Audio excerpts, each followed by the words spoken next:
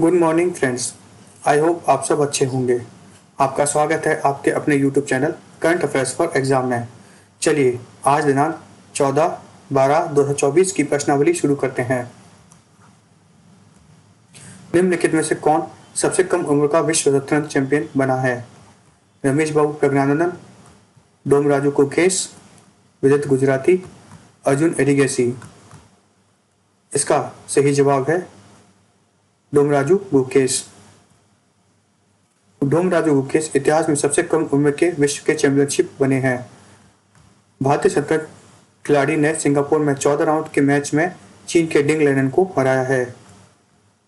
चलिए अगले प्रश्न पर आते हैं।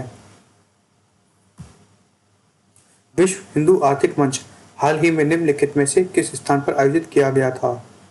चंडीगढ़, गंगटोक, नई दिल्ली, मुंबई। इसका सही जवाब है मुंबई। हाल ही में मुंबई में विश्व आर्थिक हिंदू मंच का आयोजन किया गया था। चलिए अगले प्रश्न पर आते हैं।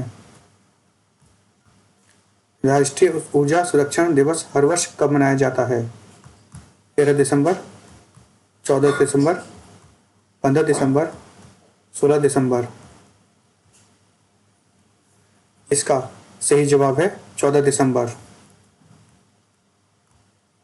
राष्ट्रीय ऊर्जा संरक्षण दिवस हर साल 14 दिसंबर को मनाया जाता है। राष्ट्रीय ऊर्जा संरक्षण दिवस ऊर्जा संरक्षण के महत्व के बारे में जागरूकता बढ़ाने और टिकाऊ प्रथाओं को बढ़ावा देने के लिए मनाया जाता है, जिससे विद्युत मंत्रालय के तहत ऊर्जा दक्षता ब्यूरो की पहल की अगुवाई की करता है। चलिए अगले प्रश्न पर आते हैं। निम्नलिखित में से किसने युवा शक्ति अभियान को हरी झंडी दिखाई है? श्री नरेंद्र मोदी, श्री अमित शाह, श्री थावरचंद गहलोत, श्री राजनाथ सिंह। इसका सही जवाब है श्री थावरचंद गहलोत। श्री थावरचंद गहलोत ने युवा शुद्धि अभियान को एक मानव द्रव्य विरोधी अभियान के रूप में चिन्हित किया है। भारतीय नर्सेस के संबंध संघ द्वारा आयोजित इस कार्यक्रम का उद्देश्य कॉलेज के छात्रों में नशीली दवाओं के दुरुपयोग के खतरों के बारे में जागरूकता पैदा करना है। चलिए अगले प्रश्न पर आते हैं। निम्नलिखित में से कौन सा देश 2034 फीफा वर्ल्ड कप की मेजबानी करेगा? सऊदी अरब, यूएई, ओमान, कतर। इसका सही जवाब है सऊदी अरब। फीफा ने सऊदी अरब को 2034 पुरुष फुटबॉल विश्व कप का मेजबान घोषित किया है। सऊदी अरब 2024 में कतर के बाद इस आयोजन की मेजबानी करने वाला दूसरा मध्य पूर्वी देश है। 2030 फीफा विश्व कप की संयुक्त मेजबानी स्पेन, पुर्तगाल और मोरक्को द्वारा की जाएगी तथा 3 दक्षिण अमेरिकी देशों में अतिरिक्त मैच खेले जाएंगे। चलिए अगले प्रश्न पर आते हैं। निम्नलिखित में से किस देश ने 2024 एशियाई महिला हैंडबॉल चैंपियनशिप जीती है? दक्षिण कोरिया, जापान, कजाकिस्तान, ईरान। इसका सही जवाब है जापान। जापान ने 20वीं एशियाई महिला हैंडबॉल चैंपियनशिप जीती है। भारतीय हैंडबॉल टीम ने 2024 एशियाई महिला हैंडबॉल चैंपियनशिप में 6ठा स्थान हासिल किया है।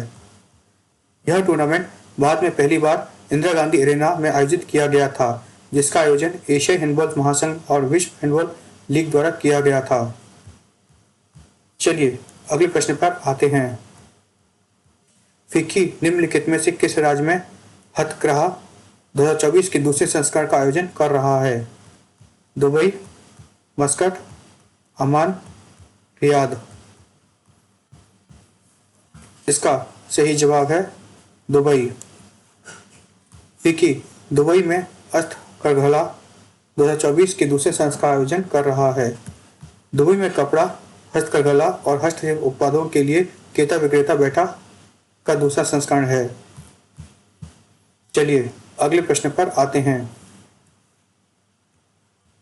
38वें राष्ट्रीय खेल निम्नलिखित में से किस राज्य में आयोजित किए जाएंगे? महाराष्ट्र, उड़ीसा, केरल, उत्तराखंड। इसका सही जवाब है उत्तराखंड। उत्तराखंड में होंगे 38वें राष्ट्रीय खेल। यह खेल देहरादून के राजीव गांधी अंतर्राष्ट्रीय स्टेडियम सहित राज्य के विभिन्न स्थानों पर आयोजित किए जाएंगे। यह खेल ग्रीन गेम्स के थीम पर आधारित होंगे। 38वें राष्ट्रीय खेलों का शुभारंभ होगा मौली। 38वें राष्ट्रीय खेलों की टैगलाइन होगी संकल्प से शिखर तक। 38वें राष्ट्रीय खेल 28 जनवरी से 14 फरवरी 2025 तक आयोजित किए जाएंगे। चलिए अगले प्रश्न पर आते हैं। 29वां केरल अंतर्राष्ट्रीय फिल्म महोत्सव निम्नलिखित में से किस स्थान पर शुरू होगा? मुन्नार, कोची, तिरुवनंतपुरम, वायनाड। इसका सही जवाब है तिरुवनंतपुरम। 29वां केरल अंतर्राष्ट्रीय फिल्म महोत्सव हाल ही में तिरुवनंतपुरम में शुरू हुआ। चलिए अगले प्रश्न पर आते हैं। निम्नलिखित में से किसने इंडिया ग्रीन स्टील टैक्सोनॉमी का अनावरण किया? Shri Narendra Modi, Shri Amit Shah, Shri Rajnath Singh, Shri H D Kumaraswamy. इसका सही जवाब है Shri H D Kumaraswamy. Shri H D Kumaraswamy ने भारत ग्रीन स्टील टैक्सोनॉमी का अनावरण किया। भारत 2070 तक शुद्ध शून्य उत्सर्जन तीव्रता लक्ष्य के अनुरूप इस्पात क्षेत्र को कार्बन मुक्त करने के लिए प्रतिबद्ध है।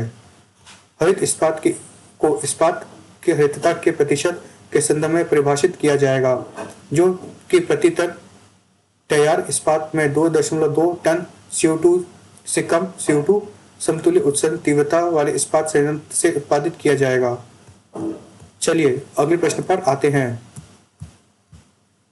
निम्नलिखित में से किस कंपनी और यूनिसेफ ने 1 लाख भारतीय बच्चों की शिक्षा में सुधार के लिए हाथ मिलाया है? Tesla, BMW, Toyota, Xiaomi। इसका सही जवाब है BMW। BMW ग्रुप और यूनिसेफ ने 1 लाख भारतीय बच्चों की शिक्षा में सुधार के लिए हाथ मिलाया है। यह कार्यक्रम 4 राज्यों को लक्ष्य करता है और स्टेम कौशल पर जोर देता है। इस पहल में असम, झारखंड, तमिलनाडु और पश्चिम बंगाल शामिल हैं। चलिए अगले प्रश्न पर आते हैं। हाल ही में RBI ने कोलेटरल फ्री कृषि ऋण सीमा को 1.6 लाख रुपए से बढ़ाकर कितनी राशि कर दी है? 1.7 लाख, 1.8 लाख, 1.9 लाख, 2 लाख। इसका सही जवाब है 2 लाख। हाल ही में RBI ने बिना जमानत के कृषि ऋण की सीमा 1.6 लाख रुपए से बढ़ाकर 2 लाख रुपए कर दी है। इसका उद्देश्य किसानों को बेहतर वित्तीय पहुंच प्रदान करना है तथा यह सुनिश्चित करना है कि उनके पास बिना किसी सांविधानिक बोझ के अपनी परिचालन और विकासात्मक आवश्यकताओं को पूरा करने के लिए पर्याप्त संसाधन हों। फ्रेंड्स, आज का सेशन यही समाप्त होता है। आपको हमारा सेशन कैसा लगा कमेंट करके बताइएगा तथा लाइक एवं सब्सक्राइब अवश्य कीजिएगा। धन्यवाद।